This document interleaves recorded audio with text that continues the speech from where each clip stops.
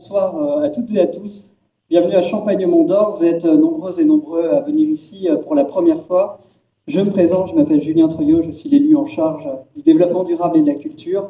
Et ce soir, eh bien, écoutez, je suis particulièrement heureux d'accueillir Pierre Rabhi sur cette scène.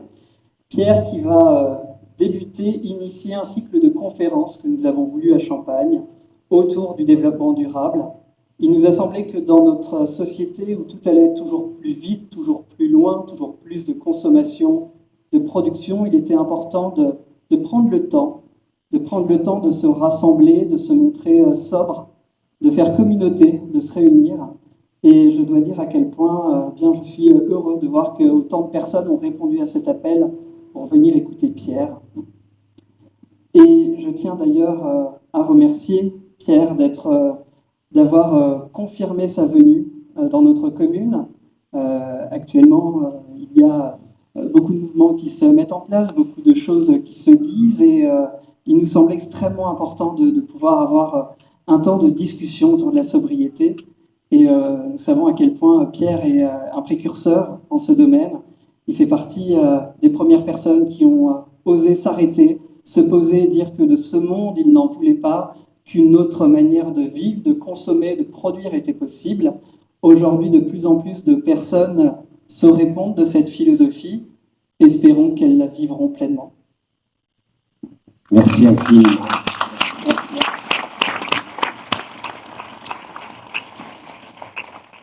Voilà, écoutez, merci de votre présence. Très souvent, je me demande qu'est-ce que je vais pouvoir dire, puisque ça fait des années que je parle. Et la parole a toujours accompagné un petit peu les actes aussi, c'est-à-dire que je peux dire que je suis une sorte de, comment dire, de révolté, mais pas révolté doux, c'est-à-dire c'est pas élevé, ni quoi que ce soit de ce genre, mais quand même une protestation par rapport au monde tel qu'on l'a organisé, tel que la société, notamment de l'Occident, l'a organisé, et nous sommes en train de nous rendre compte que nous sommes dans une espèce d'impasse aujourd'hui sociale, et cette impasse sociale, elle repose sur un choix qui, dès le départ, était probablement porteur aussi de cette impasse. Voilà. Et c'est parce que en étudiant ou en regardant de près ce que signifiait la modernité, que quelque chose s'est éveillé en moi, en disant il n'est pas possible que l'on puisse évoluer dans ce sens-là sans qu'il y ait une impasse, comme je viens de le dire. Donc, pour faire une toute petite temps de biographie pour plus de compréhension, c'est-à-dire je suis quelqu'un qui est né dans le désert du Sahara, au sud de l'Algérie, de famille dans une petite oasis du désert, d'une famille modeste, mais enfin, bon, pas non plus ni dans la misère, ni de quoi que ce soit de ce genre. Et vous savez ce que c'est que l'oasis? L'oasis, c'est un lieu que les humains créent eux-mêmes. Dans le grand hiver, on finit par, si on a de l'eau, si on a des semences, si on a du courage, et on crée ces oasis de vie qui sont les témoins, disons, de la dynamique de la vie dans les grands déserts. Et c'est dans ce lieu, fondé par un thaumaturge, un saint de l'islam, soufi, que je suis né en 1938. Et d'un père forgeron, d'une maman malheureusement qui nous a abandonnés très tôt, mon frère et moi. J'avais 4 ans, j'avais 5 ans, mon frère 4 ans. Et puis c'était une période dans laquelle les Européens, les Français avaient découvert de la houille chez nous, dans notre territoire, puisque nous étions colonisés par la France, les Français sont venus pour exploiter cette houille, et ça a amené donc un grand bouleversement, un grand chamboulement dans notre existence. Les gens qui étaient jardiniers, qui essayaient de se débrouiller comme ils pouvaient, sont devenus des mineurs. sont allés donc de la mine rentrer dans les entrailles de la terre pour retirer cette matière noire qui est un combustible. Voilà, on apprend tout ça au fur et à mesure que la colonisation s'installe. Et puis, il y a un certain moment, mon propre père se dit, mais l'avenir n'est plus entre nos mains. Euh, donc, mon enfant, je vais essayer de voir ce que je peux faire pour mon enfant. Et il se trouve qu'il s'est lié d'amitié avec un couple français, un ingénieur et une institutrice sans enfant venus travailler dans le pays et qui lui ont dit, nous, on peut se charger de son éducation, c'est-à-dire en fait de me mettre à jour de la nouvelle société.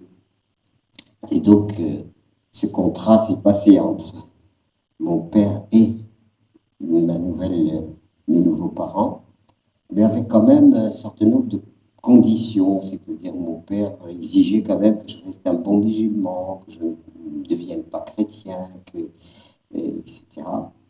Et on a démarré comme ça. Et je suis donc allé à l'école française avec ma famille d'adoption. Et j'ai appris, grande surprise, un grand scoop, que mes ancêtres étaient des Gaulois. Il n'y a qu'à me regarder pour savoir. Ou alors je suis le seul prototype gaulois, tous les jours sont faux. Voilà, il me manque la taille, la blondeur, les moustaches, mais bon, on passe là-dessus, quoi. Je suis donc des ancêtres des Gaulois. Et ça, c'est bien plus tard, ça a été significatif, si vous voulez, de ce que comporte une idéologie quand elle veut s'imposer. Quand elle veut s'imposer, ben, elle amène ses valeurs, elle installe partout ses valeurs, ce qu'elle considère, elle, comme ses valeurs, de façon à standardiser les gens qui étaient sous sa obédience après les conquêtes. Tout à l'heure, nous discutions en aparté, ce que j'ai évoqué, c'est que l'Europe est très pauvre. L'Europe sans colonisation n'aurait rien, pas grand-chose. Il n'y a pas de pétrole, il n'y a pas de... Donc la colonisation a été un phénomène très important et il se trouve que le lieu où je suis né comportait dans son sous-sol du charbon et pour exploiter ce charbon, on a fait venir, il y a les Français, cadres supérieurs et autres responsables qui sont arrivés et puis toute la population était invitée à être les employés subalternes qui sont descendus dans la mine pour extraire le charbon. Et c'est comme ça que s'est réorganisé notre mode d'existence avec une occupation occidentale, une occupation européenne. Voilà. Et à partir de là, donc il y a basculement, si vous voulez, culturel. L'avenir n'étant pas entre les mains, ben, mon père me confie à un couple, je le disais tout à l'heure, un couple de Français pour être éduqués. Et c'est comme ça que je suis rentré dans cette... chacun de nous a son destin. Et là, je me suis trouvé engagé dans un destin très singulier, de passer de l'école coranique à l'école française, du christianisme à l'islam, de constamment dans cette double appartenance, mais en voyant aussi leur antagonisme. Vous avez l'islam disait que le christianisme, tel qu'il était vécu, c'était une abomination. Et les chrétiens ben, disaient que l'islam, c'était peut-être aussi une abomination, c'est-à-dire que ce n'était pas quelque chose de fiable. Donc voilà le, le contexte à la fois physique et psychologique dans lequel le destin m'a mis. Et à partir de là, ben, j'ai beaucoup lu. J'ai beaucoup lu pour essayer de comprendre. Et sans vraiment jamais arriver à comprendre. Et c'est à partir de cette quête de cohérence entre les communautés que j'ai compris que ben, la planète était faite de cultures multiples et que ces cultures ne sont pas forcément convergentes et vont même pas ensemble. Et puis, chemin faisant, ben, j'ai même appris que c'était souvent prétexte à des grands conflits. Et en reprenant l'histoire, on voit bien que l'histoire et jalonné de violences qui ont été des violences dues à des idéologies, etc., etc. J'ai rien à vous apprendre à ce niveau-là. Sauf qu'à un certain moment, ben, j'étais à Oran, je travaillais à Oran, et par euh, un peu privilège, je me suis retrouvé à travailler à la banque, à l'agence de la Société Générale d'Oran, et au milieu des chiffres, au milieu de tout ça parce que j'étais devenu chrétien et que le directeur de l'agence était plus chrétien d'humeur. Voilà. Et donc, j'étais devenu le prototype musulman chrétien. Vous vous rendez compte la valeur que j'avais pris. Et donc, je travaille à la banque et puis ça a été aussi une expérience intéressante sur le rapport qu'ont les humains, d'abord le monde de l'argent. Comment fonctionne le monde de l'argent, j'ai essayé de comprendre ce que je pouvais, avec pas mal de difficultés parce que c'était pas quelque chose qui rentrait d'une façon très claire dans ma tête. Et je devais être bien habillé et cravaté. Et un matin, donc j'allais travailler, etc. Mes chiffres, tous les soirs, étaient à revoir parce que ils étaient faux.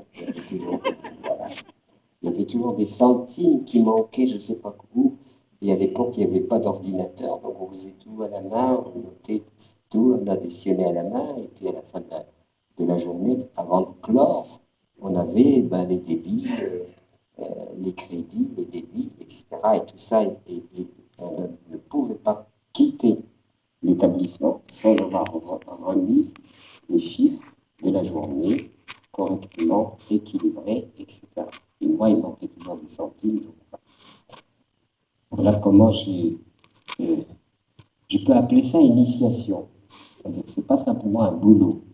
Si je l'avais pris comme un boulot, bon, j'aurais pris une connaissance de plus. Mais c'était une initiation puisque dans le même temps, je m'intéressais à que pensent les êtres humains, sur quoi sont fondées les cultures, sur quoi sont fondées les religions. Ces choses-là m'attiraient beaucoup pour essayer de comprendre vraiment l'aventure humaine, pas seulement sur ses aspects ordinaires, élémentaires, mais l'aventure humaine sur ses aspects idéologiques, sur ses aspects, sur ses croyances, sur toutes ces choses-là. Et j'ai dévoré les philosophes, philosophe en philosophe, pour essayer de trouver une réponse. Et vous savez où je me suis arrêté? Socrate. Et qu'est-ce que dit Socrate? Tout ce que je sais, c'est que je ne sais pas. Et c'est ça la vérité. Qu'est-ce que nous savons? On a des hypothèses. On a inventé des tas d'hypothèses parce que finalement, il faut bien donner un sens à la vie. Il est difficile pour nous d'admettre que simplement quand on meurt, puis c'est tout, c'est fini. Donc on veut qu'il y ait prolongation, on veut qu'il y ait sens à notre vie. Et ce sens, on l'a cherché désespérément. Et malgré ce qu'on appelle le progrès, les évolutions, toutes les technologies que l'humain a inventées, tous ces miracles qu'il a créés, eh bien, nous sommes dans des miracles aujourd'hui amplifiés. Mais est-ce que ces miracles amplifiés par la technologie, est-ce que ça donne véritablement une compréhension de la vie, ou bien ce ne sont que des éléments? Aujourd'hui, moi, j'en suis à faire la distinction entre les aptitudes, et l'être humain a beaucoup d'aptitudes, parce qu'il a un cerveau particulier, il peut raisonner sur le présent, le passé, le futur, toute cette nébuleuse, disons, d'un monde d'abstraction, il est capable de l'aborder. Dans cette abstraction, il découvre des choses, des ondes, on découvre énormément de choses. Et, et puis, on évolue grâce à ce cerveau extraordinaire. Seulement, quand on se reporte d'abord au cours de l'histoire, ce qui a beaucoup manqué, si vous voulez, c'est quand même la paix entre les humains. Et jamais cette paix ne s'est établie sur cette planète. Jamais, jamais, jamais. Il y a toujours des conflits par-ci, et encore aujourd'hui, on en est encore à ces conflits, à ces controverses religieuses, controverses idéologiques, etc. Et moi, ma grande question se posait, mais est-ce qu'un jour nous allons arriver vraiment à une espèce d'apothéose dans laquelle il y aurait une espèce d'harmonisation de la pensée humaine globale, mais pas seulement chacun cantonné, campé dans ses convictions, en opposition avec l'autre, et que chacun prétendrait avoir la vérité et que l'autre n'aurait que des erreurs, etc., ce qui a donné cette planète convulsée par les humains. Cette quête-là, évidemment, je ne suis jamais arrivé à, à, à l'apercevoir. Et puis, dans mon itinéraire très ordinaire de quelqu'un qui évolue, qui est parti de l'Algérie, d'Oran, après avoir été employé de banque, et pour arriver en France en ne sachant pas très bien où aller, arrive à Paris, trouve un petit boulot dans une entreprise et devient OS, ouvrier spécialisé dans une entreprise. Et là, de nouveau, un nouvel espace d'observation. Et ce nouvel espace d'observation fait que je suis magasinier dans une grande entreprise. Je cherche des pièces de rechange, je vends des pièces de rechange et on me donne un petit salaire de OS, ouvrier spécialisé. Et quand on disait ouvrier spécialisé, d'ailleurs, je me demandais en quoi j'étais spécialisé. Je ne savais absolument pas en quoi j'étais spécialisé. J'allais chercher des pièces de rechange de tracteurs et on les vendait. Et puis voilà, c'était ça ma spécialité. En fait, il n'y avait pas de connaissances particulières. Là aussi, une nouvelle observation, euh, conditions humaines, condition humaine, et à ce moment-là, m'apparaît véritablement que la condition humaine telle qu'elle a été instaurée par ce qu'on appelle la modernité est une condition qui ne me convenait pas parce qu'elle avait un caractère carcéral. Je m'explique pourquoi un caractère carcéral. Voilà, un individu, petit enfant, va à l'école, il apprend à lire, à écrire, etc. Et puis tout au long de son itinéraire, il acquiert des connaissances, ensuite il trouve un emploi, etc. Ce qui fait que de la maternelle à l'université, on est enfermé. Ensuite, tout le monde travaille dans des boîtes, des grandes, des petites boîtes. Voilà. Même pour s'amuser, on va en boîte, comme vous le savez. On y va comment? Ben, dans sa caisse. On a la boîte à vieux, en attendant la dernière boîte que je vous laisse deviner. Voilà. Et ça, on dit, c'est un itinéraire de vie à la moderne. Voilà. Pendant ce temps-là, on a, comme un ami disait, on a 11 mois de coma et un mois de réanimation. Pendant 11 mois, on est absent à la nature, et puis on a un mois quand même pour essayer de rattraper le retard d'admiration que l'on peut avoir pour la vie. Alors, je ne suis pas dans un aspect critique. Ce que je dis là, je le dis au titre de mon ressenti. Mais je ne suis pas en train de faire de la morale. Et voyant cette logique-là, je rencontre dans la même entreprise une jeune fille, nous nous rapprochons et nous décidons de faire un retour à la Terre. Et où, dans un premier temps, où faire son retour à la Terre de façon à se rapprocher de la nature, des cycles de la vie, etc. Et bien en écrivant un peu partout, on a une réponse d'un médecin qui vivait au Vence en Ardèche, disant ben voilà, vous pouvez tenter votre chance en Ardèche. Et donc on décide de venir en Ardèche, mais comme je devais faire un emprunt bancaire pour pouvoir acheter un petit domaine, et ben il a fallu donc que j'apprenne les bases de l'agriculture pour pouvoir présenter un dossier recevable. Et il se trouve que ces bases de l'agriculture passaient par un apprentissage et je suis devenu ouvrier agricole. Et en devenant ouvrier agricole, ben, je constate que l'agriculture, je fais la connaissance de l'agriculture moderne Et je vois que cette agriculture moderne a recours beaucoup à des substances toxiques. Voilà. Et mon ami médecin qui nous avait fait connaître le pays me disait, un tel, il s'est empoisonné, il a fallu l'emmener vite d'urgence parce qu'il a, il a inhalé une substance agricole toxique, l'autre il en est mort, etc., etc. Donc ça m'ouvrait aussi un champ d'observation qui était particulier. Donc l'agriculture, c'est quoi l'agriculture? Ben, l'agriculture, c'est aussi une activité qui est subordonnée à un système qui a introduit dans la fonction agricole encore des substances toxiques. Voilà. Et donc, à partir de là, ben, c'était de plus en plus, moi, je ne peux pas euh, m'installer, ni moi, ni Michel, ma compagne, nous ne voulions nous installer dans ce mode de production. Alors, quoi faire? D'accord, c'est bien joli, mais quoi faire? D'autant plus que il fallait attendre du Crédit Agricole un prêt pour pouvoir acheter un lieu. C'est bien joli tout ça, mais comment faire? Alors je découvre qu'il existe des méthodes dites biologiques en agriculture, biodynamiques pour ceux qui connaissent.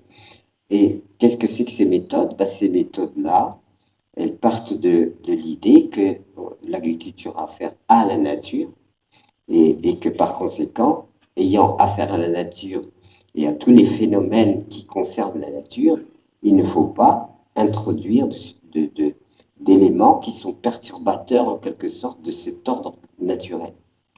D'autant plus qu'on mettait qu'on met des substances dans la terre, les plantes absorbent et ces substances, en particulier le nitrate, ben le nitrate il était produit surtout pour la guerre, pour faire des explosifs. Et donc, on a pris le nitrate à la fin des guerres ayant ces substances. On s'est dit, il faut quand même continuer à les valoriser. Et il y a des malins qui ont dit, mais les nitrates peuvent être des dopants et des engrais que l'on peut mettre dans la terre. Et c'est comme ça qu'on a mis en route l'agriculture dite chimique, fondée en particulier sur les nitrates. Et, et donc, plus on avançait, plus on était déconcerté en quelque sorte par est-ce qu'il faut continuer dans cette voie ou pas, comment faire, etc. D'autant plus qu'on voulait acheter un lieu après avoir appris l'agriculture. Et c'est la découverte de penseurs comme Steiner, comme d'autres, qui disent que l'agriculture a fait euh, en quelque sorte dérapé quelque part, elle a quitté véritablement les lois fondamentales de la vie pour rentrer dans la chimie. Et laquelle chimie, c'est le laboratoire pharmaceutique, les grands laboratoires de production et d'usine de produits chimiques qui ne demandaient pas mieux que de recycler les produits qu'ils produisaient en engrais. Et l'agriculture moderne, dite, dite, dite avancée, dite progressive, s'est mise en route. Seulement, on n'a pas été très prudent. Et maintenant, on est en train de constater que après beaucoup d'activités intégrant les produits chimiques, ont détruit les sols. Il y a eu des infiltrations vers les nappes phréatiques. Et il y a une autre catastrophe, c'est qu'on a perdu les trois, pratiquement avec cette agriculture dite moderne de productivité, etc., on a perdu pratiquement les trois quarts des semences reproductibles. Parce que vous savez que l'agriculture, c'est 10 à 12 000 ans, où l'être humain, après avoir été simplement un chasseur-cueilleur-pêcheur, et bien ce chasseur-cueilleur-pêcheur s'aperçoit qu'il peut aussi contribuer à produire sa nourriture en enfouissant lui-même les graines dans la terre et en faisant pousser. On fait pousser et ensuite on a une production et on stocke. Et quand on a stocké, ben on est tranquille. J'ai ma nourriture pour demain, après-demain, dans un mois, ou plus. Donc l'agriculture triomphe par le fait même que l'être humain peut stocker. Et pour le meilleur et le pire. Jamais Jules César ne serait allé enquiquiner les autres peuples si le casse-croûte ne suivait pas sous forme de grains, de stock de grains, de stock, etc. Et là aussi, rebasculement de, de cette évolution, de cette aventure. Et puis, les choses continuent et l'être humain, finalement, devient donc agriculteur, devient producteur, devient stockeur, devient... Mais en stockant, ça lui permet aussi d'aller faire la guerre, d'aller... C'est pas que pour la sécurité alimentaire. Donc c'est tout ça, vous connaissez probablement, certainement. Je rappelle ça simplement pour faire un préambule à ce que j'ai envie de dire si on se rapporte au monde actuel, qui est évidemment ce qui est le plus intéressant pour nous, puisque le passé, c'est le passé. Ce qu'il y a de certain, c'est que continuer dans la logique qui a prévalu est un suicide, littéralement. Donc, nous avons rompu avec cette démarche-là. Nous avons acheté une petite ferme, sans eau, sans électricité, sans téléphone, mais ce qui intriguait aussi le Crédit Agricole, puisqu'on voulait emprunter au Crédit Agricole, je disais, mais Monsieur Rabi, mais pourquoi vous vous mettez dans une situation aussi compliquée? Nous pouvons vous prêter beaucoup plus d'argent que vous nous demandez pour acheter ce petit domaine insignifiant. Ben, c'était très difficile, malgré le respect que je pouvais avoir pour l'agent du Crédit Agricole, de lui dire ce qui a pesé dans notre choix, c'est la beauté du lieu. Et la beauté, on s'en fout, vous savez, aujourd'hui, peu importe. La beauté n'est pas une valeur qui est intégrée comme une réelle valeur. Elle est tout à fait subsidiaire. Ce qui est important, c'est d'être réel, d'être efficace et de faire de l'argent. Donc nous, on avait encore cette exigence-là. Et du coup, ben, on a fini quand même par avoir un petit crédit sur 20 ans et acheter le lieu qui, pour nous, était une merveille. On voyait 17 clochers, mais avec une terre aride pleine de cailloux.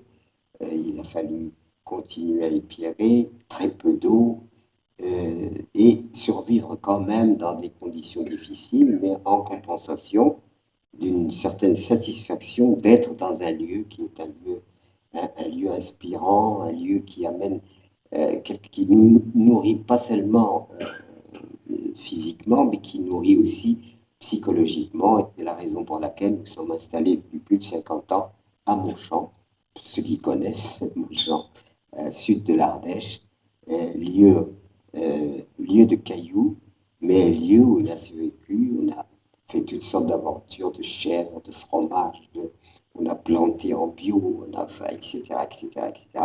Et c'est là donc c'est de là que je viens, là, maintenant, pour vous voir. Est-ce que ça vous a pas ennuyé? Je pense que ce petit préambule est important parce que je me suis dit, c'est pas, il est difficile d'expliquer euh, la trajectoire dans laquelle, évidemment, chacun de nous se trouve. Moi, je me trouve aujourd'hui dans une trajectoire qui n'a pas remis en question, en fait, l'intuition première, mais qui se pose la question sur, finalement, le futur. Parce que le futur est devenu, la réalité mondiale est devenue très complexe. Nous disposons de moyens de destruction inouïs. Les investissements pour la mort sont considérables par rapport aux investissements pour la vie. Est-ce que parmi vous, il y a des gens qui ont lu un livre remarquable et qui a été publié en 1947 et qui s'appelle La planète au pillage? Personne? Personne. Livre absolument à lire, remarquable, par un certain Osborne. Et qu'est-ce qu'a fait Osborne? Eh bien, il a observé comment l'espèce humaine se comporte sur la planète. Il pensait que l'espèce humaine se comporterait comme dans une île, euh, dans un lieu de survie où la nature offre absolument tout. Et c'est vrai qu'elle nous offre tout. et selon les pays, selon les... Et du coup, il avait publié ce livre qui a été salué par Einstein, par Devoto, par, disons, tous les grands esprits qui étaient à l'époque vraiment en réflexion importante par rapport le genre humain, c'est quoi? Comment allons-nous nous organiser pour vivre ensemble? Qu'est-ce que le vivre ensemble, etc. Ben, tous ces gens-là ont salué cet esprit qui un jour a dit, mais voilà, la planète est vraiment en pillage et que l'espèce humaine est arrivée, et cette espèce, il y a eu d'autres espèces, bien sûr, mais l'espèce humaine a une spécificité, c'est-à-dire qu'elle détruit. Elle détruit sans renouveler très peu. Et du coup, quand il avait écrit cet ouvrage-là, ben, c'est extrêmement inspirant avec évidemment beaucoup de, comment dire, de rigueur. C'était pas simplement une proclamation comme ça. C'était avec rigueur, il expliquait le pourquoi, le comportement des nations, tout ce qui se passe au niveau de l'humanité, etc., qui fait que notre présence sur cette planète augure beaucoup plus de la destruction et de l'extinction de notre propre espèce par nous-mêmes que véritablement la survie que pour les générations futures, pour les enfants, etc. Donc l'entretien en quelque sorte d'une sphère vivante et nourricière et non pas sa destruction. Vous voyez. Alors c'est toutes ces choses-là qui ont nourri en quelque sorte cette philosophie que j'essaye de partager, mais qui ne s'est pas simplement euh, limitée à philosopher, mais qui a été une inspiration pour dire nous voulons organiser notre existence dans un rapport très fort avec la vie et la nature. Où allons-nous nous installer? Et nous avons connu l'Ardèche, comme je vous l'ai dit, à travers un ami, et on a cherché un lieu où nous installer. Nous avons fini par trouver le lieu dont je vous ai parlé. Seulement, déconcerté, faire un emprunt en crédit agricole n'ayant pas d'argent, euh, il était normal que l'agent du crédit agricole dise est-ce que votre lieu est viable? Ben non, le lieu, théoriquement, n'est pas viable. Voilà. Il n'est pas viable selon les critères qu'on avait établis concernant la viabilité. Mais il est viable à la condition d'accepter de faire de la sobriété une force. Si vous faites de la sobriété une force, ça ne veut pas dire manquer, surtout pas, mais ça veut dire autolimitation.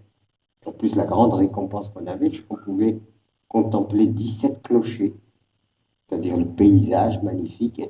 Donc, paysage magnifique, sobriété du lieu, euh, qui inspire la création d'un troupeau de chèvres.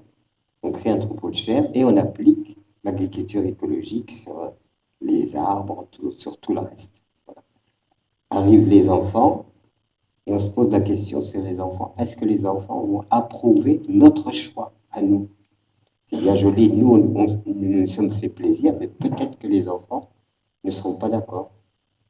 Eh bien non, c'est pas passé comme ça. Au contraire, ils ont été très heureux d'arriver dans un lieu qui était un lieu en chantier. Ils ont participé à la création. Heureusement pour nous, habiles de nos mains, on a restauré, et on a installé le lieu qui maintenant, ça fait des années qu'il est profondément enraciné, et lieu un peu référence qui a permis ensuite d'aller un peu plus loin dans l'engagement qui m'a amené en Afrique pour transporter l'agriculture écologique, qui m'a fait qu'on a créé différentes structures de formation à l'agriculture écologique, qu'on a des... voilà. Et que tout ça a pris une ampleur animée par le même esprit. Voilà. Est-ce que c'est satisfaisant pour vous? Je ne sais pas. Parce que vous savez, quand vous dites ça pendant des années, à un moment, vous dites, oui, je suis en train de radoter, quoi, c'est pas possible. Et je ne peux pas ne pas le dire. C'est ça qui est. Si je pouvais dire autre chose, mais c'est pas possible. Parce que pour arriver à mon propos, c'est-à-dire à cette protestation forte que j'ai contre notre modèle de société qui gaspille les êtres humains. Vraiment, moi je pense que les humains sont gaspillés pour le produit national brut. Il y a quelqu'un qui disait on ne tombe pas amoureux d'un produit national brut. Donc pendant ce temps-là, il y en a un autre qui a dit 11 mois de coma, un mois de réanimation, parce que en fait, j'ai ce sentiment, et peut-être que vous ne le partagez pas, que nous sommes vivants, mais que ne profitons pas de ce que toute les merveilles que la vie nous donne. Voilà, c'est ça mon sentiment. C'est qu'il y a une espèce de frustration par rapport à ce qui est offert à notre admiration, par rapport à ce qui est offert à notre sensibilité, par rapport à toutes ces choses-là, ben on a l'impression que tout ça, on est obligé de les confisquer, de, de s'en séparer pour pouvoir continuer à avoir un boulot, un salaire, et continuer à faire tourner la machine économique qui elle-même est en concurrence avec d'autres machines économiques et que l'humanité tout entière est engagée dans un système qui la gaspille. C'est ça mon. Bon, j'espère que je ne vous choque pas. Voilà. Et si je dis ça, c'est pas théorique, c'est-à-dire si je ne me permettrai pas de le dire si nous n'avions pas exploré justement une autre façon, sans se prendre comme exemple. Pas du tout. Je ne cherche pas à être un exemple, mais on cherche à dire arrêtons de faire de la vie ce que nous faisons maintenant et où on est en train de constater qu'il y a beaucoup de frustration, et que le système lui-même est en train d'aujourd'hui n'être plus en mesure de répondre à la demande. Le chômage va certainement augmenter. Alors, les villes vont devenir quoi? Toutes ces questions-là, bon, on se les pose pour essayer d'anticiper. Et le seul mérite qui peut vraiment faire que nous sommes honnêtes, c'est que nous ne sommes pas contentés simplement d'analyse. Nous avons créé des structures, comme je vous l'ai dit, un peu partout, et même dans le Sahel, et ces structures, terre et humanisme. La terre et l'humanisme, et non pas l'humanitaire. Comment faire associer l'être humain en harmonie avec son vrai, répondant à ses besoins légitimes, mais répondant à ses besoins légitimes dans le respect de ce qui lui est donné de plus beau et d'être un peu plus heureux qu'il n'est. Et réduire la consommation des anxiolytiques si c'était possible. Parce que entre les divertissements, euh, les produits anxiolytiques, etc., pour essayer d'avoir l'impression d'être à peu près dans une vie qui serait épanouie, moi j'ai quelques doutes, quoi. Voilà. Et c'est la raison pour laquelle ben, on dit il y a autre chose à faire.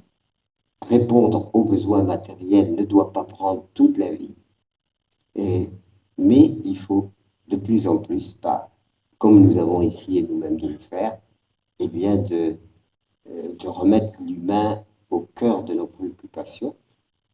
Je suis allé jusqu'à me présenter en 2002, pour certains doivent peut-être s'en souvenir, aux élections présidentielles. Euh, non pas pour être président, Dieu m'en garde, mais on est quand même passé dans le scénario en 2002 des présidentielles. Nous avons présenté nos valeurs, appel à l'insurrection des consciences, quel enfant laisserons-nous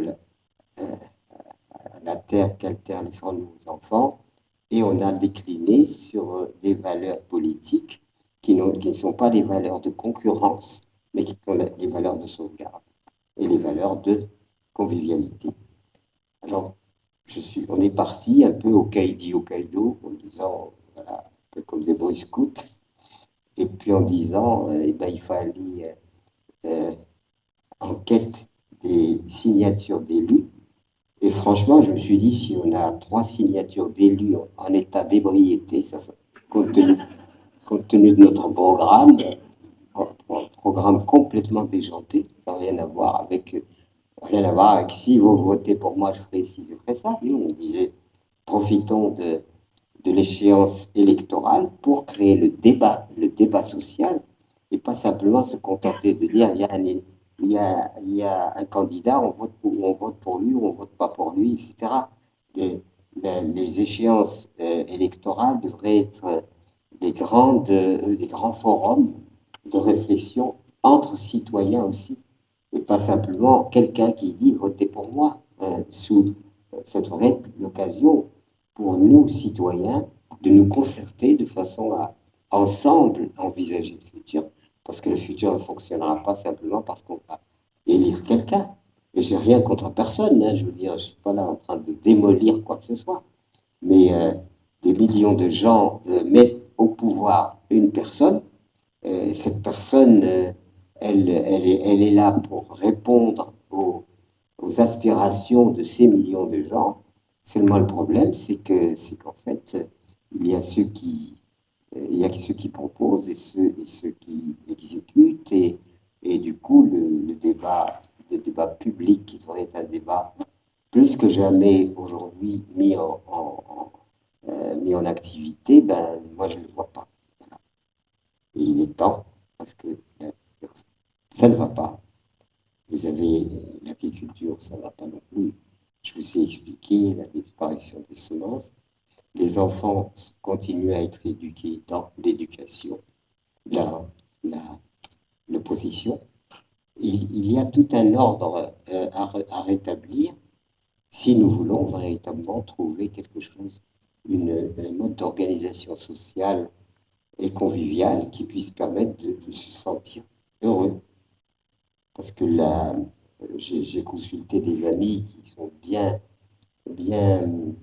informés de ces choses-là. À partir du moment où vous êtes un humaniste, vous vous informez sur combien les citoyens consomment d'anxiolytiques et vous vous rendez compte que c'est énorme. Et il n'y a pas que les anxiolytiques, il y a tout le reste, les distractions, les stars, enfin, toutes ces choses-là qui font que cette existence, cette vie devient une existence, mais pas une vie. Et nous, tout notre travail, c'est de dire non, nous sommes sur cette terre, et cette terre est magnifique. Il faut donc apprécier ce qu'elle nous offre et reconstituer, nous sommes très utopistes, peut-être une société fraternelle. Ça vous convient ou pas? Alors, bien entendu, ce que je dis, c'est pas que théorique, puisque la seule chose qui me permet d'être peut-être comme ça affirmatif, c'est d'avoir tenté d'incarner les valeurs que j'essaie de promouvoir. C'est pas simplement parler des valeurs. Et quand nous nous sommes nous-mêmes installés, je vous ai dit, avec Michel, nous avons eu 5 enfants, dans un lieu très beau mais isolé. Ben, cette question du sommes-nous dans l'équilibre ou pas s'est posée très fortement.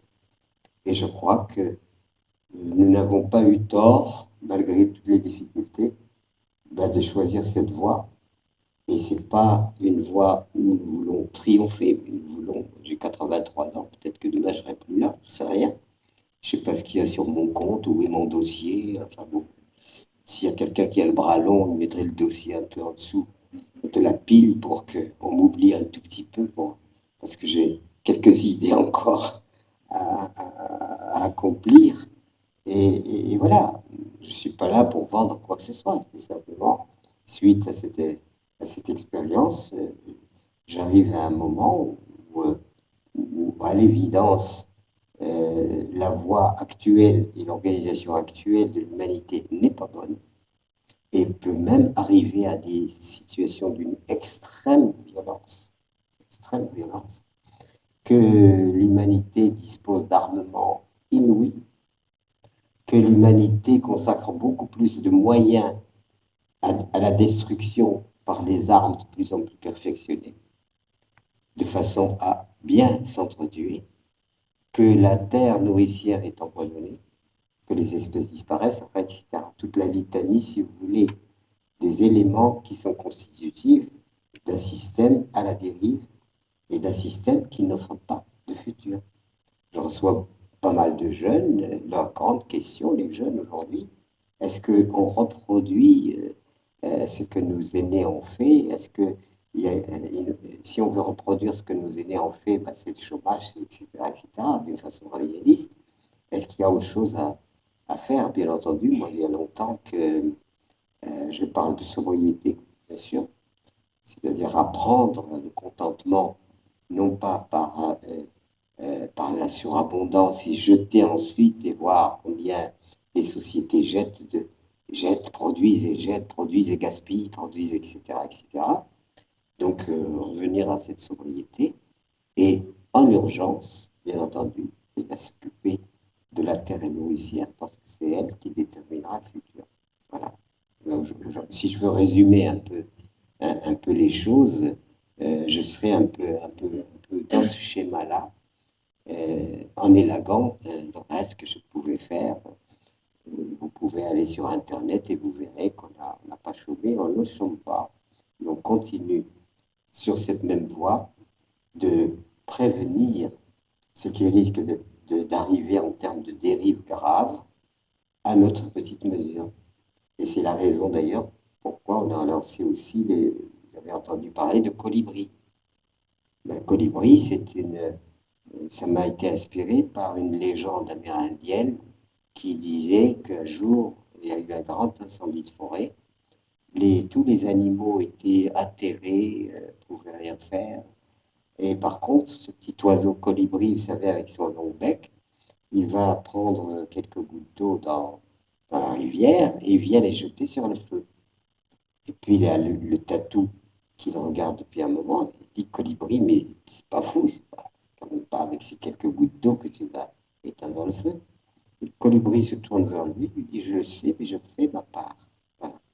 Et ça, pour moi, ça a fait tilt parce que si nous faisions tous notre part, je peux vous assurer qu'on peut faire des miracles. Mais si on laisse quelques-uns faire et nous, on ne fait rien, eh ben c'est au détriment des générations qui viennent. Il ne faut jamais oublier que nous avons des enfants et que ces enfants ne peuvent pas leur remettre un héritage euh, invivable. C'est totalement immoral. Pour moi, c'est totalement immoral. Donc, il y a une mobilisation à faire aujourd'hui sur comment revenir à cette sobriété, mais heureuse. Et comment la sobriété peut satisfaire beaucoup plus que la surabondance. J'ai des amis de toutes catégories, je peux vous assurer qu'il y en a qui sont dans la surabondance, et ben, ils consomment des anxiolytiques, et machin, parce que, en fait, c'est pas par cette voie-là qu'on trouve les choses. Je raconte aussi, peut-être pour certains qui vous connaissent, la, la petite histoire du pêcheur qui a fini son boulot, il fait sécher ses filets tranquille avec sa barque, passe un monsieur sérieux qui regarde le pêcheur, qui regarde la barque et il dit monsieur, la barque là-bas, elle est à vous. Il dit oui, c'est à moi. Oh, mais elle est petite. Et alors, vous pourriez en avoir une plus grande. Et après, après, vous allez pêcher plus de poissons. Et après, après, vous allez pêcher tellement de poissons que vous allez acheter un petit bateau. Et après, vous allez acheter un plus grand bateau, vous allez même embaucher des gens et vous allez continuer. Et après vous vous reposerez. Ben, c'est ce que je suis en train de faire. Mais c'est peut-être rigolo, c'est juste. Parce que aujourd'hui, nous ne sommes pas dans simplement le prélèvement indispensable à notre survie, nous sommes dans le pillage et l'épuisement. Et nous n'avons pas le droit d'épuiser parce que les générations qui vont venir, et on aura épuisé les biens qui devraient leur revenir légitimement, moralement. Vous savez pourquoi c'est important? Apprendre, quand on veut visiter et on veut faire l'évaluation moi, chaque fois que je dois faire une évaluation, je vais dans un pays que je ne connais pas, et ben vous visitez le marché et la décharge publique. Et quand vous visitez la décharge publique, vous voyez soit la pauvreté, la misère, il n'y a même pas une boîte de conserve, rien du tout, soit vous avez 40% de ce qui a été jeté, produit, jeté et donc gaspillé. Ce qui veut dire que nous devons, c'est pour ça que je parle de sobriété et je parle de frugalité quelque part, parce qu'en fait, il y a, le contentement ne peut pas se faire dans la surconsommation. Et j'ai aussi une inquiétude, hein, non seulement en tant que père, père et en tant que simplement humaniste par rapport aux jeunes d'aujourd'hui. Méfiez-vous, essayez de ne pas les laisser être complètement dévorés par les écrans. Les écrans vont les abîmer. Je n'hésite pas à le dire. Parce qu'il faut qu'ils apprennent. Ça ne veut pas dire qu'il ne faut pas qu'ils se servent des écrans. Mais ça veut dire que j'en connais, mais c'est immodéré. Et ils sont complètement dans un monde. Je veux être réaliste, je ne veux pas être dans les idées générales. Je connais des enfants, mais ils ne savent pas comment pousser une carotte, quoi. C'est tout. Devant l'écran, tout le temps, tout le temps, tout le temps, tout le temps, une fuite dans un monde virtuel. Et la fuite dans le monde virtuel ne leur permettrait pas de leur accomplissement par leurs mains, par à déployer leur capacité. Ils ont à déployer et à mettre à l'épreuve des capacités manuelles, des capacités euh, d'imagination, mais pas passer leur temps devant les écrans. C'est épouvantable. Voilà. Et ça fait très évoluer. Non, ça ne fait pas évoluer. Et donc, toutes ces choses-là font qu'on a toute une jeunesse qui est déconnectée de la réalité, plus en plus déconnectée de la réalité, ce qui fait qu'elle n'acquiert pas l'aptitude de survie. Elle n'a pas l'aptitude de survie.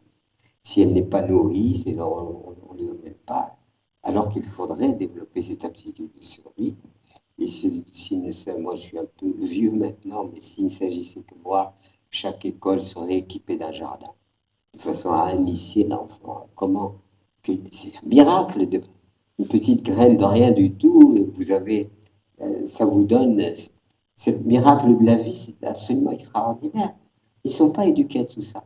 Quant à leurs mains, maladroits, complètement maladroits. J'ai pris des stagiaires, pas mal de stagiaires, et chaque fois, il y a, ils se tapent sur les doigts de taper sur les clous. Non, c'est catastrophique. Alors peut-être que je parle comme un vieil abruti, c'est possible. Mais moi, je pressens dans cette évolution-là quelque chose qui va faire régresser l'espèce humaine. L'espèce humaine est en train de régresser parce qu'elle est de plus en plus dépendante de facteurs qui ne sont pas les facteurs de la vie, mais de facteurs artificiels. Imaginez plus d'électricité, plus de carburant, plus de communication, et c'est l'effondrement total du système. Je ne sais pas si vous vous rappelez, il y a eu une panne à New York il y a quelques années, une panne d'électricité, et les gens se sont trouvés bloqués dans les ascenseurs. On a relaté cette histoire.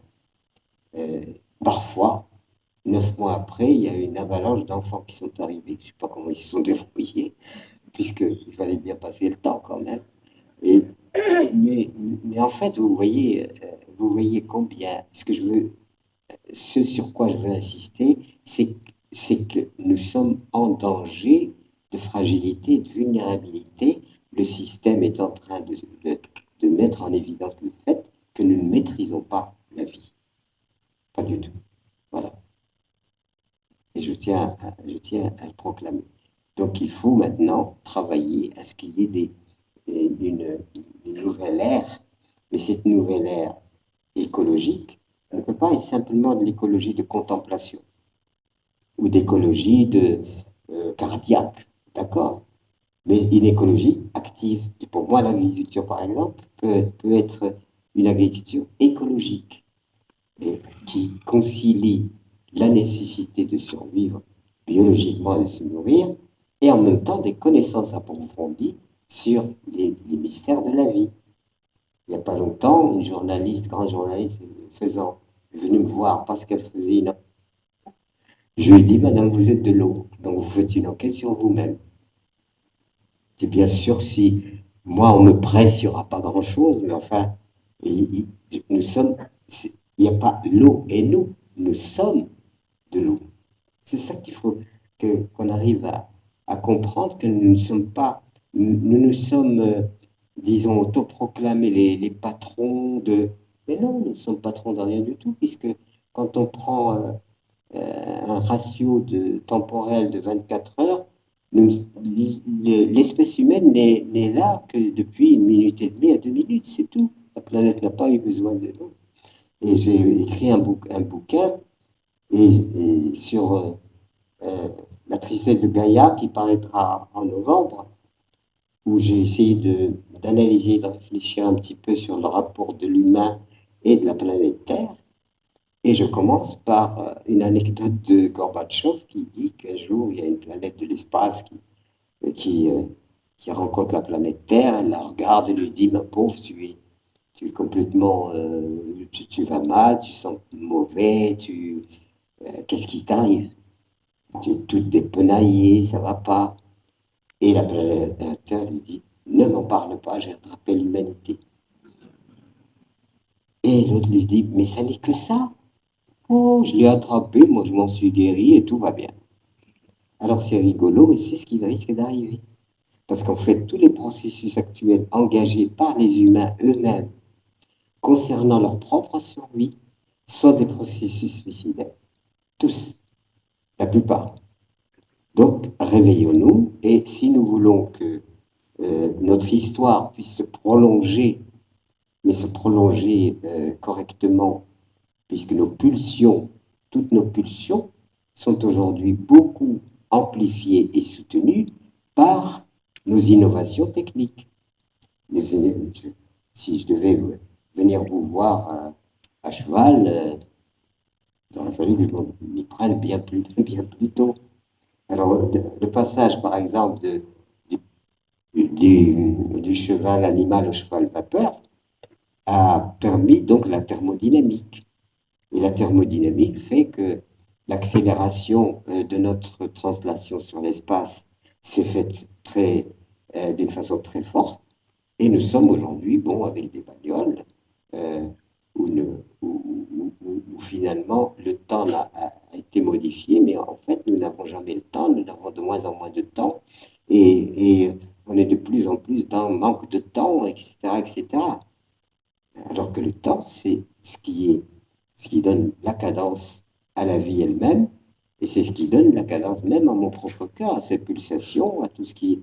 Donc on est décadencé par rapport aux lois fondamentales de la vie telle qu'elle a existé depuis les origines. Et c'est pour ça que quand je dis aux gens jardiner, etc., c'est aussi et je tiens absolument à continuer à jardiner, parce que les saisons, c'est magnifique. Vous êtes obligé d'attendre, vous attendez, mais vous attendez avec espoir, quelque chose qui va arriver.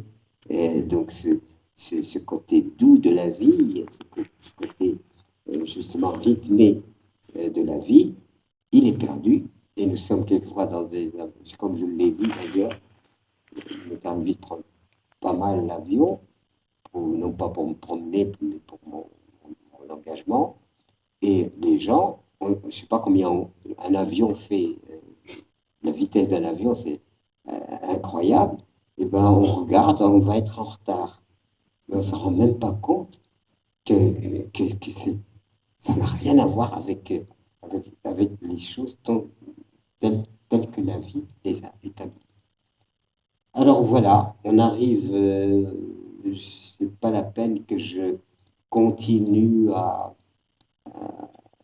enfoncer des portes ouvertes, peut-être j'ai ce sentiment parfois, et j'aimerais bien qu'on puisse peut-être, partant du climat dans lequel nous sommes aujourd'hui, mais je ne parle pas seulement de climat social, climat, bien sûr, les évolutions écologiques, bien sûr, toutes les données qu'il y a aujourd'hui. Moi, mon rôle, mon petit rôle que je sais, c'est d'essayer de faire un état des lieux, et ça c'est très sérieux, faire un état des lieux, de façon à savoir comment allons-nous poursuivre une existence dont, à l'évidence, elle est en train d'être limitée. Voilà. Alors, si vous le voulez bien, on peut peut-être procéder à des questions, si vous, qui enrichiraient un peu mon débat, parce que moi, j'ai vraiment l'impression de répéter, donc ça aiderait peut-être à donner un peu plus de panache à ce que j'essaie de transmettre. Tout ce que je peux vous dire, ben, c'est que je suis honnête dans ma démarche, que je ne fais pas que théoriser. Alors ça, c'est pas pour me valoriser, c'est simplement pour dire voilà l'état des lieux. Et partant de là, de cette expérience, de la nécessité d'un changement qui s'imposera de toute façon, soit il s'imposera et nous répondrons intelligemment, soit il s'imposera et il sera dramatique. Et on va vers le drame si on ne fait rien pour changer les choses, et notamment pour les générations qui arrivent. Bonjour, Pierre également. Tout d'abord, merci pour votre présentation, elle est très intéressante. Mais je sais que vous nous posez la question, c'est pour nous faire participer. Vous êtes effectivement très intéressant. Le colibri m'a beaucoup intéressé et vous nous dites chacun de notre côté de faire ses efforts. Et je pense qu'on essaye de les faire. Mais est-ce que les modèles économiques d'aujourd'hui ne nous rendent pas la tâche difficile? euh, J'entends que nous avons une vraie problématique de surproductivité et à la fois, alors je ne veux pas parler de décroissance, mais à la fois on est aussi dans ce questionnement. Donc voilà, comment vous appréhendez cela? Alors, si je veux résumer, ça serait comment on appréhende l'économie. C'est ça? Oui, parce que amener l'environnement, c'est aussi changer le modèle économique, me semble-t-il. Mais nous ne faisons pas de l'économie. Nous faisons de la dissipation et du gaspillage. On ne fait pas de l'économie. C'est pas ça qu'on appelle économie, puisque nous sommes en train de dissiper sous le prétexte de l'économie. D'abord, il y a un clivage évidemment nord-sud, il y a un clivage entre les différentes communautés, nations, il y a les riches, les pauvres, il y a des nations encore, elles ne sont pas très nombreuses, mais qui ne vivent même pas d'argent, c'est-à-dire l'argent pour eux, comme je l'ai connu, à l'heure actuelle, c'est pas l'argent qui fait leur économie. Leur économie, elle est faite surtout par le travail qu'ils font avec leurs terres à se nourrir, avec leurs animaux, des femmes extrêmement habiles qui savent tisser, donc ils ne sont pas dans l'économie, si tu veux dire, dite monétaire ou dite financière. Ils ne sont pas du tout dans l'économie financière. Une grande partie de l'humanité n'est pas dans l'économie financière, elle est dans l'économie réelle. Les gens répondent à leurs nécessités en cultivant leur lopin de terre, en s'occupant de leurs animaux, en étant solidaires les uns avec les autres. Et c'est grâce à ça qu'ils survivent. Et si on leur demande de ramener de l'argent, ils n'en ont pas, ou très peu. Moi, j'ai connu des villages, ils avaient très peu d'argent juste pour acheter un petit peu de pétrole pour s'éclairer, et point final. Il n'y avait pas des choses extrêmement rares. Tout le reste, c'est la communauté entière qui répondait à ça. Donc, ils ne sont pas dans l'économie monétaire. Par contre, ils en sont victimes parce que euh, on les met dans une économie qui est l'économie monétaire, et à ce moment-là, évidemment, ils n'ont pas les critères fondamentaux de vivre de cette façon-là. Donc il faut déjà se dire qu'est-ce que l'économie? Et l'économie, elle est censée être économe. Mais ce que nous appelons économie aujourd'hui, c'est la bourse de New York, c'est la finance mondiale, c'est tout ça qui rentre dans l'idée d'économie, mais qui n'a pas une équivalence réelle sur un bien réel. Quand je ne suis pas assez doué dans ces domaines-là, mais il paraît que quand on faisait de la monnaie, elle devait avoir une représentation matérielle réelle, mais pas comme ça n'importe quoi. Il fallait qu'il y ait quelque chose de réel, et on frappait monnaie en fonction de la richesse réelle et pas de la richesse virtuelle. Or, on est passé de la richesse réelle représentée par l'or, etc., a une richesse qui est une richesse virtuelle. Et on peut faire de la monnaie autant qu'on veut, qui ne correspond pas véritablement à une richesse réelle. Donc on ne peut plus appeler économie ce qui est censé être fondamentalement l'économie. Déjà, il y a ce problème-là. Alors après, que fait-on de tout ça? Ben, il y a à revenir à ce qui est censé être les fondements, enfin ce qui est fondamental pour la survie humaine, la terre, la nourriture, l'eau, ça c'est les ressources indispensables à la survie de n'importe qui sur cette planète. Tout le monde a besoin d'eau, tout le monde a besoin de nourriture, de terre, etc. Ça, c'est ce qu'on pourrait appeler l'économie globale que l'humanité auquel l'humanité a affaire pour pouvoir survivre. Ensuite, on tombe dans ce qui est le superflu. Et le problème, c'est que le superflu, il prend de plus en plus d'ampleur par rapport à l'économie réelle. Alors pourquoi il y a des gens qui n'ont pas, même pas un bol de riz par rapport à des gens qui jettent, qui ont bien plus que ce qui leur est nécessaire. Donc il faut déjà redonner, à mon avis, à l'économie, et je ne suis pas le seul à le dire, c'est l'être de noblesse. L'économie, ça aide à vivre. C'est pas pour payer des fantaisies et des choses comme ça. Déjà, il faut revenir à ça. Et là, ça établirait une équité mondiale.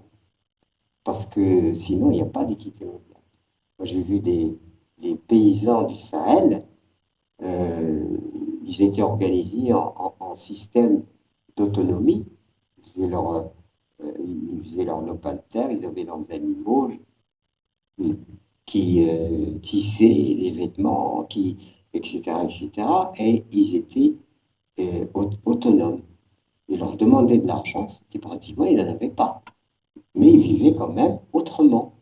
Et on les a abîmés dès qu'on leur a dit il faut maintenant cultiver pour l'exportation.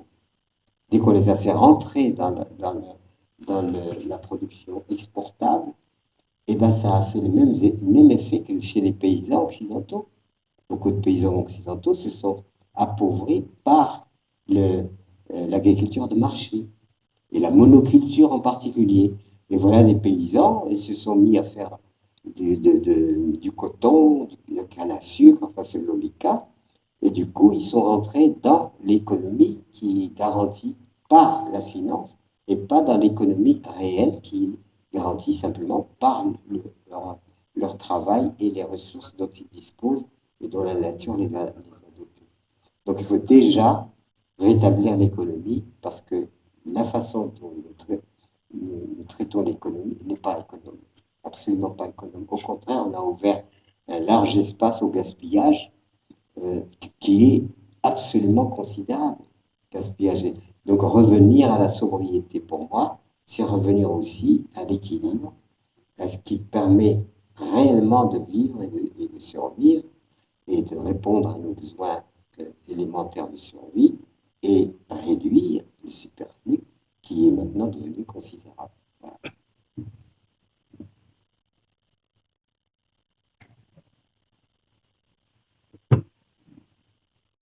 Si vous n'êtes pas d'accord, vous le dites. Surtout, ça m'instruira. Bonsoir. Je me demandais si aujourd'hui, du coup, la sobriété dont vous parlez, elle peut être encore choisie, ou est-ce que du coup, elle doit être imposée, légiférée? Merci pour la question. Ben, c'est-à-dire que si elle est choisie, euh, encore une fois, je ne me pose pas du tout en exemple, mais nous l'avons choisi. C'est-à-dire qu'on a dit, on dit, prenant notre petite ferme, on nous a incité à avoir un troupeau beaucoup plus grand. Le lieu se prêtait à l'élevage de chèvres. Euh, En plus, le biotope était très beau pour l'élevage de chèvres parce que rocailleux, parce que la chèvre s'adaptait parfaitement à ça. Ben, on a dit, ben voilà, on va faire évidemment de l'agriculture, planter des arbres et on va fonder une partie de nos ressources sur le fromage de chèvre. Vous voyez, c'est très concret, très basique. Et on s'est dit, bon, combien de chèvres il nous faudrait pour arriver à avoir un revenu financier par les chèvres suffisant pour répondre à nos besoins. Et on s'est limité à 30, 40, disant surtout pas plus. À 30, 40, on arrive vraiment à avoir un revenu intéressant. On a un biotope qui se prête. Nous faisons, nous valorisons le lait de nos chèvres. D'ailleurs, nous vivons avec nos chèvres comme avec la famille. Chacune avait son nom. Enfin, on n'était pas pour élever simplement des chèvres comme ça. Et puis, on s'est dit, ben voilà, avec 30, 40 chèvres, nous devons suffire à nos besoins grâce au fromage que nous pourrons faire euh, dans l'année, vendu au marché direct, c'est-à-dire pas d'intermédiaire, la vente directe. Cette vente du fromage au marché nous permettait de nous créer des relations avec nos clients. Nos clients sont devenus des amis. Michel, très doué en fabrication, je parle de ma compagne, très doué en fabrication de fromage, faisait d'excellents fromages, ce qui fait que nous nous sommes assurés une clientèle fidèle et on a fonctionné comme ça. Voilà. Mais je ne serais pas honnête de vous dire que c'est parce que c'est là où j'insiste beaucoup sur donnons de l'habileté à nos enfants. Donnons de l'habileté à nos enfants. Et bien, grâce à Dieu, moi, notre Père nous a éduqués à travailler de nos mains. Donc, je sais travailler de mes mains. Je sais construire. Je sais, j'ai fait le menuisier, j'ai fait le maçon, j'ai fait tout. Je ne m'en vante pas, c'est ma réalité. Ma réalité, c'est que je sais travailler de mes mains. Et en sachant travailler de mes mains, j'ai pu donc me créer des activités lucratives. Je me suis mis à fabriquer des meubles. Je ne dis pas que c'est des meubles boules, enfin des meubles corrects. Voilà. Je les vendais au marché. J'ai fait aussi de la sculpture sur bronze parce que je savais fondre le bronze et faire des sculptures sur bronze. Et j'ai fait le maçon chez des amis qui sont, enfin des gens qui sont devenus des amis qui m'ont confié leur maison à restaurer puisque nous sommes dans une région où beaucoup de gens ont acheté des résidences secondaires. Et grâce à ça, tout ça mis bout à bout, plus le courage de Michel et son travail, eh ben, nous sommes arrivés à surmonter. Mais si je n'avais pas su travailler de mes mains, on n'y serait jamais arrivé. Et quand je vois que les jeunes ne savent pas travailler de leurs mains, c'est tragique. C'est tragique.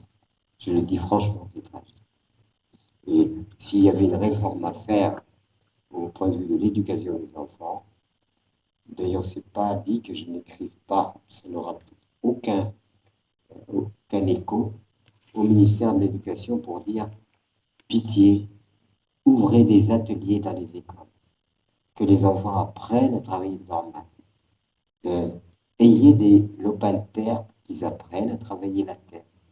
Et c'est en même temps pédagogique, c'est un apprentissage extraordinaire qui va les enrichir, parce qu'ils ne sont maintenant que dans le virtuel. Et attention, le virtuel va se développer tellement que le cerveau ne va plus être en mesure de répondre, de s'adapter à des situations concrètes. Ça, je le vois. J'ai reçu des stagiaires, ils sont dans le virtuel, oui.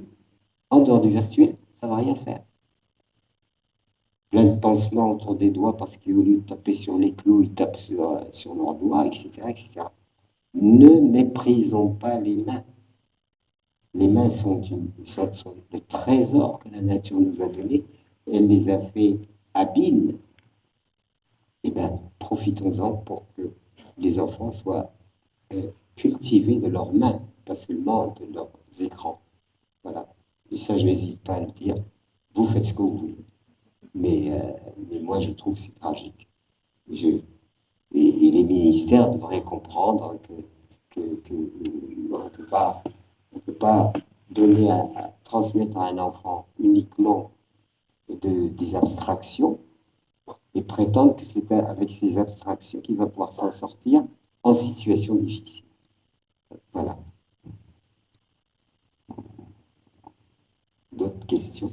Il y a des questions. Alors, je vais aller un petit peu par là-bas pour égaliser au point de vue géographique.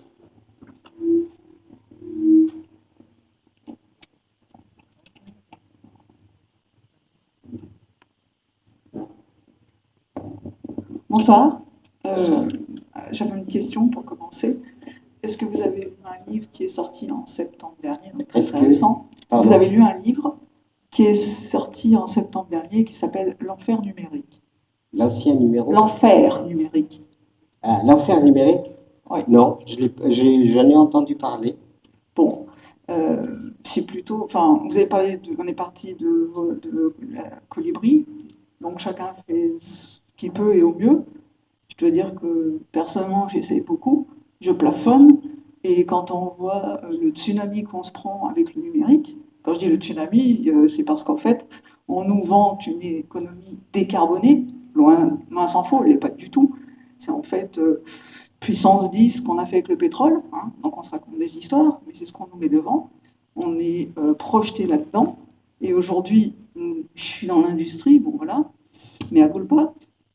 Mais je peux vous dire que nos dirigeants ne jurent que par le numérique. Donc aujourd'hui, les métaux rares, et à l'image de peut-être une petite épice dans un plat, ça ne représente pas grand-chose, donc il ne faut pas être peut-être trop malin pour s'apercevoir que pour les obtenir, il faut casser énormément de cette écorce terrestre. Aujourd'hui, et tout le monde a un smartphone, c'est 54 matériaux. 54 matériaux. Alors on nous dit c'est décarboné, mais le nombre de mines qu'on est en train d'ouvrir, les gens qu'on massacre, qu'on exproprie, c'est surdimensionné. Moi j'avoue, je ne sais pas vous, comment est-ce qu'on peut, entre guillemets, faire son chemin au travers de ça? Non, mais je suis totalement d'accord, au fur et à mesure qu'on avance. Et c'est pas un complotiste, hein, je tiens à le dire, c'est pas un complotiste qui l'a écrit, hein, c'est un monsieur très sérieux. Je dis c'est pas un complotiste, parce qu'aujourd'hui on se fait traiter de complotiste, c'est pas un complotiste qui l'a écrit, hein, c'est un journaliste qui a fait des années d'études, qui a fait le tour du monde pour aller voir sur place, se représenter, est allé en Chine, est allé en Amérique du Sud, travailler avec des gens au CRNRS, des gens qui ont mis au point des systèmes très compliqués, les algorithmes, etc. Et ben, il faut bien se rendre à l'évidence que si on va là, c'est pas 50 ans qu'on a devant nous, hein, c'est même pas 10.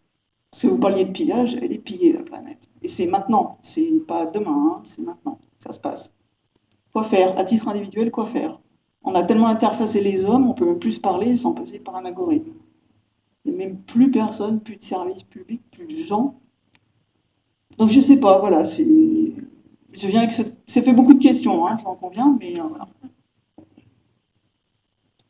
Ben, vous savez, bon, vous avez un peu fait un petit inventaire des questions. Maintenant, il faut évidemment élaborer des réponses, mais ces réponses ne peuvent pas être élaborées euh, euh, hors de la réalité naturelle. C'est impossible. C'est la nature qui décidera de notre avenir et la nature mettra des limites, quoi qu'on fasse de toute façon. Voilà. Donc c'est pour ça que l'écologie, pour moi, elle est primordiale dans le sens où ça remet les esprits et les cervelles dans ce qui est fondamental par rapport à ce qui est contingent. Et si on ne prend pas, c'est pour ça que l'écologie, en dehors même des questions politiques et autres, parce que l'écologie ne devrait pas être une politique, ça devrait être une conscience. Chacun de nous devrait être conscient qu'il dépend de la nature et que si nous détruisons la nature, nous nous détruisons. Il n'y a rien de plus juste que cela et de plus simple que cela. Ben non. Il faut apprendre aux gens qui font, etc., etc. Donc, ce qui fait qu'il y a à reprendre les choses, et notamment par l'éducation des enfants, les réintégrer à cette réalité dont il faut qu'ils prennent conscience. Et après, on peut imaginer quelle orientation donner aux choses. Mais de toute façon, mon, mon bouquin, là aussi, je ne m'envole pas vers la sobriété heureuse, a beaucoup de succès parce que les gens ont compris que la sobriété est une puissance extraordinaire. C'est très puissant, la sobriété. C'est beaucoup plus que de manquer de trucs, etc. Voilà. Mais ça ne veut pas dire serrer la ceinture et souffrir du manque. Ça ne veut pas dire privation, sobriété. Ça veut dire équilibre. Ça veut dire ramener les choses à leur juste mesure, de façon à ne pas dépendre de la matière au point de ne plus pouvoir s'en passer Et je me répète peut-être, et ça veut dire s'intéresser un peu plus à la Terre, s'intéresser à tout ce qui les éléments qui sont susceptibles de nous d'être les garants de la survie. C'est aller vers qu'est-ce qui garantit la survie? Ben, c'est la terre, c'est l'eau, c'est l'air, c'est toutes ces choses-là. Alors comment allons-nous, ben, c'est garant de la survie, nous en occuper, essayer de les comprendre et essayer de les faire évoluer et d'en faire les éléments de base d'une réflexion nouvelle, d'un siècle nouveau, d'une ère nouvelle. Et si on ne met pas là-dessus, ben, il n'y aura pas d'avenir. On va prendre encore une ou deux questions. Je vous remercie de faire des questions précises pour que ce soit plus simple. Merci à vous. Merci. J'ai une question assez simple. Deux petites questions. La première, est-ce que vous avez confiance en l'humanité? Et deuxièmement, qu'est-ce qui vous permet, en dépit de tout ce qu'on a vu qui fait qu'on est très pessimiste, qu'est-ce qui vous permet de rester optimiste, justement? Ah. Confiance en l'humanité, c'est difficile d'avoir confiance en l'humanité, mais il y a au sein de l'humanité des consciences éveillées, des consciences vraiment très très éveillées et de plus en plus des ferments d'une conscience nouvelle qui prend en compte les réalités et qui, partant de cette réalité, essaye de les promouvoir de façon à ce que nous évoluions de plus en plus vers nous-mêmes une prise. J'aime pas trop prise de conscience parce que ça me rappelle l'électricité. Est-ce que vous avez une prise de conscience? Non, il n'y a pas de prise de conscience. C'est une espèce d'élévation de conscience. D'ailleurs, c'est dommage qu'on n'ait pas une prise de conscience. D'un coup, on se branche et ça serait vraiment pratique. Il faut suggérer ça aux multinationales qui vont nous fabriquer des prises de conscience. Il y a la conscience, elle est nourrie par l'expérience de chacun de nous. Et chacun a l'expérience de sa propre vie, sa propre existence, qu'est-ce qu'il a appris à travers sa vie, ses antécédents, ses parents, etc. Et c'est tout ça qui fait que nous, et je peux vous en parler moi, que je suis de double culture et que j'ai vu les cultures contradictoires, c'est-à-dire l'enfant à qui on dit d'un côté on se régale avec du cochon et de l'autre côté on dit non, non, non, non, faut surtout pas y toucher. Le vin pareil, le vin, attention, surtout quand j'allais dans ma famille européenne et ma mère bourguignonne qui sifflait sa bouteille de vin sans aucun problème et que chez moi on dit surtout ne touche pas au vin, voilà. Et donc du coup, quand ma mère est venue vivre pas loin de chez nous, j'étais très heureux de pouvoir me l'occuper, ma mère bourguignonne française, et on s'invitait au restaurant. Elle m'invitait au restaurant pratiquement tous les samedis parce que après avoir fait mon marché, vendre mon fromage, on se payait un resto avec ma mère qui n'était pas loin. Et puis, donc, c'est le moment où on faisait le point sur la semaine. Voilà, qu'est-ce que tu as fait dans la semaine? Qu'est-ce qu'on a fait? C'était un moment une réunion d'amour avec ma maman et cet échange.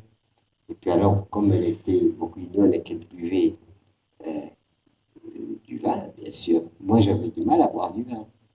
Donc, elle présentait la bouteille et pour trinquer avec elle, je prenais une gorgée de la bouteille. Et elle sifflait la bouteille. Mais en sortant, je l'entends dire « Ah oui, le repas était pas mal. On a bu une bouteille à deux. » Ça, c'est le produit national brut. C'est pas... Nous, on n'a pas bu une bouteille à deux, c'est pas vrai. Mais ça fait mieux de dire on a bu une bouteille à deux que j'ai sifflé une bouteille à moi toute seule. Évidemment, c'est plus élégant.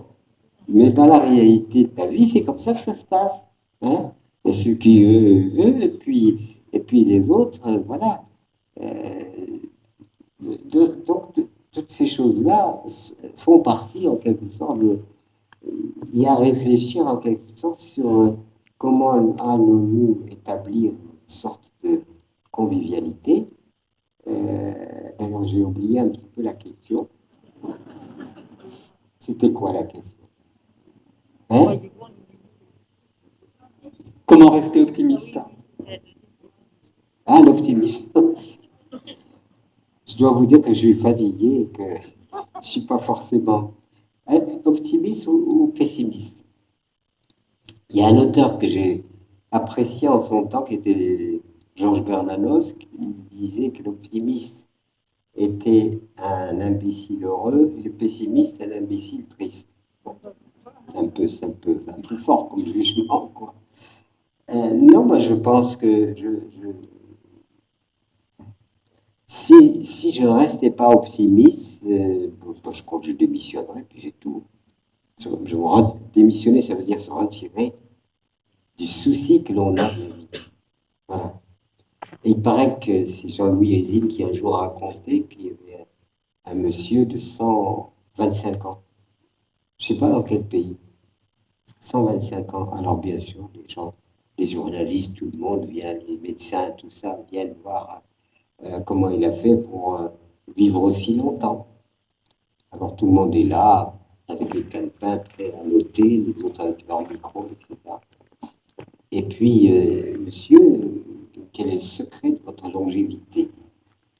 Il les a laissés. Puis là, à un moment, il s'est prononcé, il a dit, vous savez, si j'ai vécu aussi longtemps, c'est parce que je me suis toujours foutu de tout. Il ne s'est pas fait de nœud au cerveau. Vous savez, on perd énormément d'énergie par ce côté subjectif de notre réalité. Notre réalité subjective nous demande aussi de l'énergie. Soucis, toutes sortes de... On est affecté aussi par des choses difficiles, les deuils, les enfants qui ne vont pas, ou je ne sais pas quoi. Tout ça nous affecte. Donc. Alors, voilà, c'est comment arriver finalement à... Alors, rappelez-moi encore. Hein? Optimiste. Donc, est-ce que optimiste et pessimiste, moi, je pense qu'on ne peut pas s'installer simplement dire je suis optimiste ou pessimiste. Si on veut dire optimiste, il faut aussi s'atteler à tout faire pour que les choses aillent mieux. D'où l'histoire du colibri. Vous connaissez bien la légende du colibri. L'incendie, le colibri va jeter sa goutte d'eau. Le tatou qui le regarde dit c'est complètement ridicule, tu ne vas certainement pas éteindre l'incendie avec tes gouttes d'eau. Et le colibri qui lui dit je ne ferai ma part. Voilà, faire sa part. Et ça donne quoi? Ben, ça donne essayer de construire sa cohérence, sa propre cohérence. Je ne suis pas d'accord avec ça, donc c'est peut-être insignifiant ce que je suis en train de faire, mais ce que je fais me met en cohérence avec moi. Je fais ce qui me paraît, en mon âme et conscience, devoir faire pour être cohérent avec moi. Moi, j'en viens là, c'est tout. Après, comment le monde va évoluer? Il est certain que le monde peut évoluer du pire au meilleur. Alors, il y a aussi la possibilité du meilleur. Alors, comment je vais faire pour participer à faire évoluer vers le meilleur? Mais ce n'est pas pessimiste ou optimiste, c'est dire j'ai une énergie de la vie, je crois en certaines valeurs, je veux servir ces valeurs et je veux donc participer à faire évoluer le mieux possible la société. Et après, Dieu fera le reste. Voilà. Merci beaucoup, Pierre.